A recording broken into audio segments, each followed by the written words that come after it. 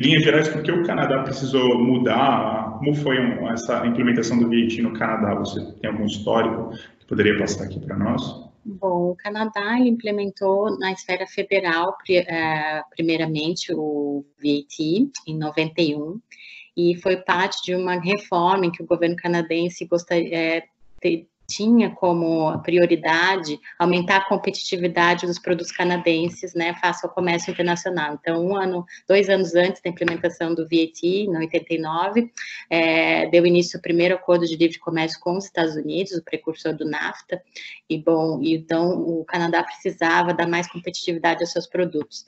E na época o Canadá tinha um imposto sobre a produção, um imposto federal sobre a produção, mais ou menos nos moldes do IPI, mas era um imposto cumulativo, e as províncias tributavam um retail sales tax, tal como o modelo americano, em que você tributa só o consumidor final. Então, a gente tinha esse modelo, e na época, então, procurando essa competitividade, diminuir o preço dos produtos canadenses, diminuir a cumulatividade do sistema, o governo canadense, o governo federal iniciou, então, uma pesquisa ampla, né, instituiu uma comissão para ver qual era o modelo que eles teriam que implementar aqui no Brasil, no Canadá, o modelo tributário para aumentar a competitividade dos produtos. E essa comissão, até ela foi, no início, o governo estava um pouco avesso a implementar o IVA, eles não queriam, mas a proposta da comissão, a conclusão da comissão foi que o IVA, a implementação de IVA, iria garantir uma maior produtividade internacional dos produtos canadenses, da indústria canadense, do comércio que o Canadá iria ter com outros países, principalmente com os Estados Unidos. Então, tendo em vista a conclusão dessa comissão, que concluiu que o IVA seria o melhor modelo para desonerar a produção, então o governo canadense iniciou esse processo. Como aqui no Canadá eles são uma federação, tal como no Brasil, então há um grande conflito com as províncias, né? Uma grande disputa em torno da tributação. O governo canadense, vendo que não seria possível ter uma aprovação de todas as províncias, algumas eram contrárias à implementação do IVA, inclusive entraram com medidas judiciais contra essa implementação no início da década de 90. Então, o governo federal falou, vamos implementar um IVA no nível federal, mas, ao mesmo tempo que eles implementaram no nível federal, eles já, no plano dessa implementação, já tinham um plano de harmonização com as províncias.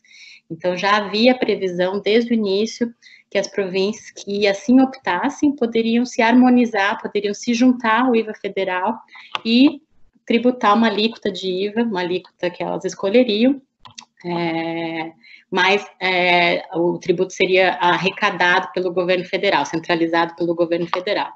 Já de início, algumas províncias aderiram a esse projeto, principalmente as províncias do Atlântico, né, as províncias do leste, logo já no início da implementação, então já criou um modelo harmonizado desde o início, e as últimas províncias que se harmonizaram, que implementaram, foi Ontário, que é a província economicamente mais importante aqui do Canadá, e a Colômbia Britânica, em 2010. Então, essas províncias em 2010, até um pouco de surpresa de todos, porque Ontário é como se fosse uma comparação com o Brasil, como se fosse São Paulo. Então, você pode imaginar que há muita disputa entre uma província economicamente forte com o próprio governo federal, mas Ontário viu também, com o modelo que se adotou nas demais províncias, no nível federal, viu que era um modelo a se seguir, que iria ser muito vantajoso economicamente, que de fato foi.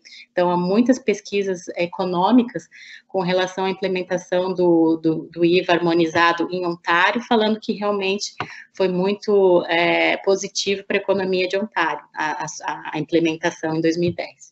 Colômbia Britânica, em 3 anos, eles fizeram um referendo e saíram do sistema harmonizado, voltaram para um sistema de retail sales tax, porque por questões políticas eles decidiram, através de um referendo, sair desse modelo. Então, hoje, das 10 províncias que o Canadá tem, 6 delas são harmonizadas, ou seja, tem um IVA junto com o IVA federal, uma alíquota provincial cobrada juntamente com o IVA federal, e 3 tem um retail sales tax, então nessas províncias você cobra só a alíquota federal, e a província tem um imposto próprio cobrado somente na etapa final. 3 províncias têm esse sistema e uma província não tem nenhum tributo próprio sobre o consumo e os produtos que vão para lá, então, só são tributados pela alíquota federal, o IVA federal, não tem um IVA estadual, um IVA da província, nem um outro tipo de tributo da província. Então, esse é o sistema canadense.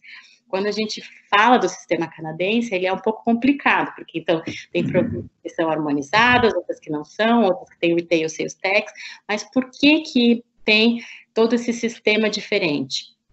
Porque justamente, e essa é meu objeto de estudo, por conta do federalismo, né? E aqui o federalismo daqui, ele dá competência para tributar o consumo tanto para os estados quanto para a União.